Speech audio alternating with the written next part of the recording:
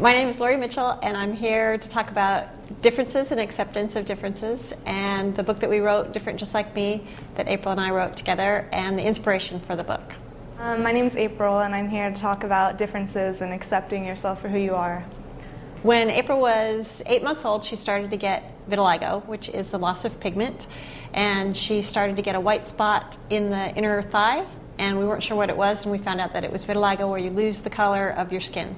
So we went to try to find all these different doctors to find out how to fix it, and there's no cure. We don't know the cause or the cure. So when she was about 4 years old, it started to spread to her hands and to her face, and so more people were noticing, and so they were asking questions about why she looked different. And at the same time, she was 4 years old, so she was very curious about everybody. And so she was asking, we went to a Padre game, and she asked a question about everybody in the whole stadium. And so she was like, well, how come that guy's so tall? And how come that person's in a wheelchair? And how come that person has a dog with them here at the stadium? And so she had a question about everybody. And so I was trying to explain that, look, we all look really different, but we're all here at the stadium, and we're all having a really good time watching the game. And so I thought, well, when I get home, I'll find a book, and I'll just help to explain to her that we're all different, but we're all alike. And so I went to the library and I found a book on disabilities and a book about different races and a book about different gender information, but there wasn't one book that had everybody all together in one book that said we're all different but we're all alike. So we decided, I went to school to be an illustrator, and so I thought I can illustrate this book, maybe I can write a book. And so April posed for all the pictures, and so the book is about different just like me, and it's about accepting differences and that we're all different but we're all alike. When April started kindergarten, we weren't sure if the other kids were going to notice her vitiligo or not. And so we didn't want to make it uncomfortable for her for the first day of school that everybody would be looking at her, asking her questions about her vitiligo. So she wore long sleeves and tights and a cute little outfit for the first day. But I didn't want to single her out that day and bring her up and say, she's got vitiligo and this is what it is, because she was kind of shy anyway, so she didn't want to be singled out.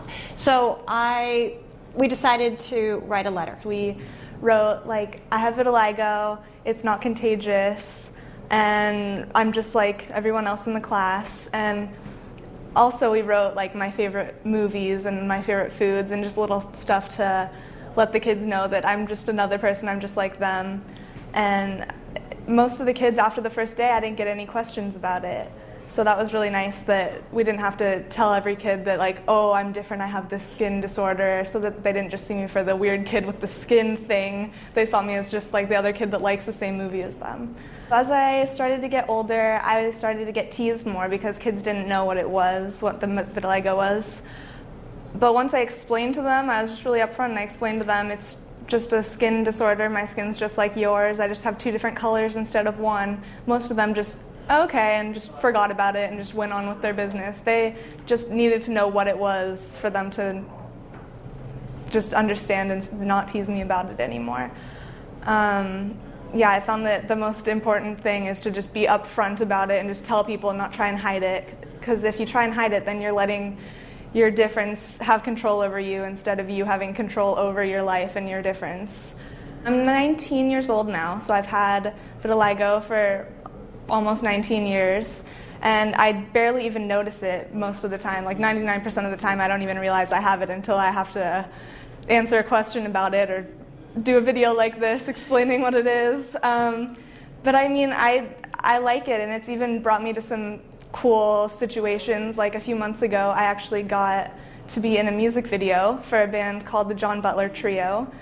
They had all these different people with all these differences come and just stand in front of the camera, and it was so interesting to see how everyone is beautiful, but they're all so different.